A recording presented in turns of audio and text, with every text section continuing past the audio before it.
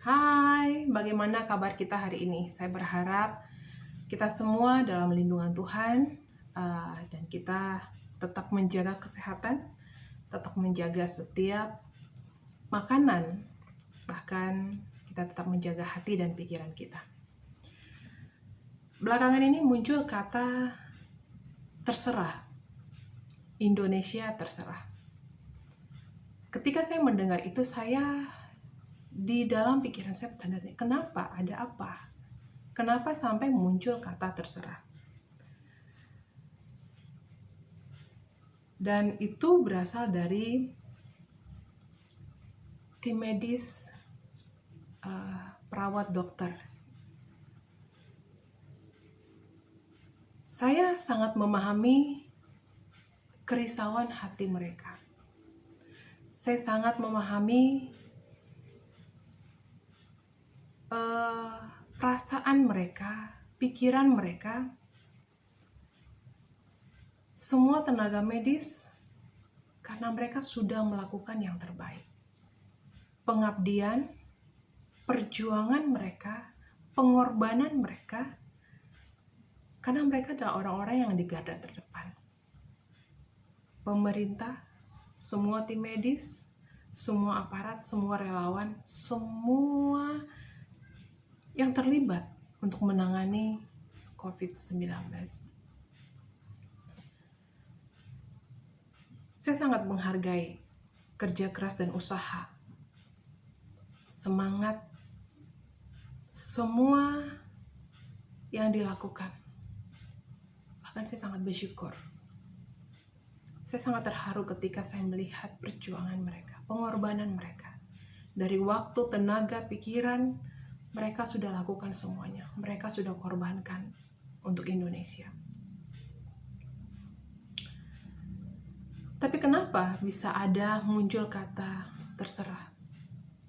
Saya berpikir, dan ketika saya melihat, saya menonton di televisi ya, begitu banyak orang-orang yang egois, orang-orang yang bertindak semau mereka sendiri, yang berkerumun di mana-mana, dan melanggar setiap protokol yang pemerintah sudah sampaikan. Padahal pemerintah sudah berulang-ulang kali mengingatkan lewat televisi, lewat radio, bahkan lewat internet mungkin ya. Pemerintah sudah menganjurkan cuci tangan yang bersih, bisa pakai hand sanitizer, bisa pakai sabun. Kita harus memastikan ketika kita selesai memegang apa, selesai belanja apa, pastikan tangan kita tetap bersih. Yang kedua, kita harus memakai masker ketika kita pergi keluar rumah. Dan yang ketiga, harus menjaga jarak. Karena apa? Karena pemerintah sangat berharap semua rakyat mengikuti protokol yang sudah disampaikan, yang sudah diumumkan berkali-kali. Tetapi pada kenyataannya banyak orang yang sulit diajak untuk kerjasama. Banyak orang yang bertindak, bahkan melakukan semau mereka sendiri.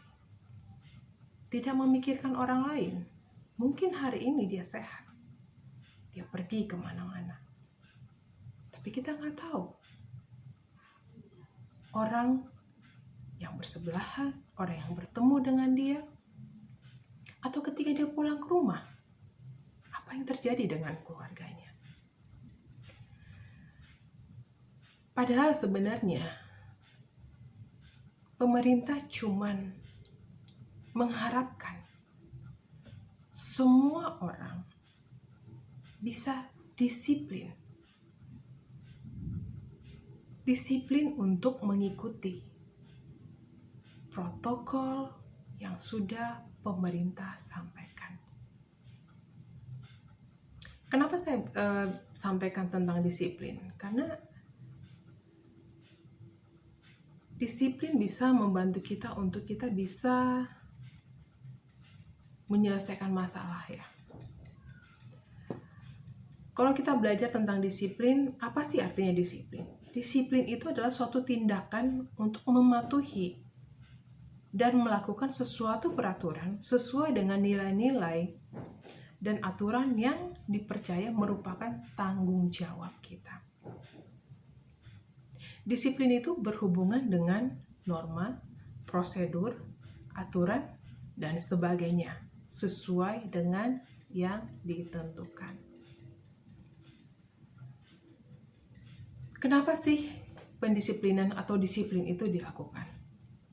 Tujuannya adalah untuk menciptakan dan mengembangkan suatu keteraturan dari berbagai tindakan manusia. Jadi supaya semua orang teratur. Kemudian yang kedua, untuk memberikan sasaran tertentu yang ingin dicapai. Nah, sekarang kita mau mencapai untuk Indonesia bisa sehat. Indonesia bisa mengatasi COVID-19. Tapi kalau kita nggak disiplin, akan sulit untuk kita bisa mencapai sasaran, bahkan untuk kita bisa melewati masalah yang kita hadapi sekarang. Yang ketiga, untuk memperbaiki berbagai kebiasaan-kebiasaan orang. Mungkin yang dulunya kita bukan orang yang suka cuci tangan. Mungkin dulu kita bukan orang yang suka bersih atau mau makan ya udah langsung gak usah cuci tangan. Tapi sekarang kita belajar untuk lebih baik lagi. Kalau disiplin itu punya tujuan, berarti disiplin juga punya manfaat. Kalau kita mau belajar untuk disiplin, bahkan mendisiplinkan diri kita dengan aturan yang ada, maka itu ada manfaatnya. Yang pertama itu bisa menumbuhkan kepekaan, kepedulian, perasaan kita kepada orang lain. Kita akan memikirkan ketika kita melakukan sesuatu, kita akan berpikir, oh ini nanti ada efeknya nggak ke orang lain. Jadi kita ada empati, seperti itu. Kemudian itu akan menumbuhkan integritas dan tanggung jawab. Jadi ketika kita melakukan satu tindakan, kita akan oke, ini boleh, itu tidak boleh. Dan kita bertanggung jawab untuk tindakan yang kita lakukan itu. Kemudian disiplin itu juga akan membuat kita mempunyai pola hidup yang teratur, pola hidup yang tertib. Selanjutnya apalagi? Akan menumbuhkan ketenangan. Kalau kita disiplin, kalau kita patuh, kita nggak akan panik, kita nggak akan bingung, aduh mau gimana, seperti apa. Tapi cukup kita patuh, kalau bahasa Inggris bilangnya obey ya. Kalau kita obey, patuh, kita tinggal ikutin aja perintah dan sambil kita lakukan bagian kita. Selanjutnya apa lagi? Untuk menumbuhkan rasa percaya diri kita. Kalau kita disiplin, kita nggak usah takut. Kita nggak usah takut ketika kita nanti misalnya kita takut kena sakit apa, kena sakit itu. Karena kita udah menjaga, kita udah aware dengan diri kita sendiri. Kemudian itu akan menumbuhkan sikap patuh, sikap respect, sikap yang menghormati aturan yang sudah dibuat. Selanjutnya adalah sikap yang membuat kita lebih mandiri ya, lebih percaya diri juga. Jadi ayolah saudara-saudaraku, bapak, ibu, tante, om semua, kakak, adik yang ada dimanapun berada, ayolah kita belajar untuk disiplin. Kita mendisiplinkan diri kita. Mungkin ada yang bilang, tapi kan si ini begitu, si itu begini, si ini begini, si itu nggak pakai masker, si itu nggak cuci tangan, si itu nggak jaga jarak. Hello, jangan melihat orang lain. Kalau semua orang di dunia ini berkata seperti itu, apa kabar?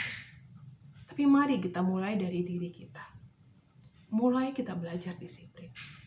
Ketika kita lihat orang lain tidak melakukan, kita ingatkan untuk mereka pakai masker, kita ingatkan untuk mereka untuk cuci tangan, kita ingatkan untuk mereka jaga jarak. Karena dengan seperti itu kita membantu pemerintah, kita membantu setiap tim medis yang sudah memberikan jerih payah mereka, waktu mereka, pikiran mereka, bahkan mungkin waktu tidur mereka. Jadi please, setiap orang, mari kita lakukan yang terbaik buat Indonesia. Mari kita lakukan yang terbaik supaya kita cepat bisa melalui masa-masa sulit ini. Mari kita lakukan yang terbaik supaya kita bisa celebrate ketika kita bisa melewati masa-masa sulit ini. Dan saya percaya kita bisa. Mari kita mulai dari hati kita. Oke? Tetap jaga kesehatan, tetap semangat, dan belajar disiplin.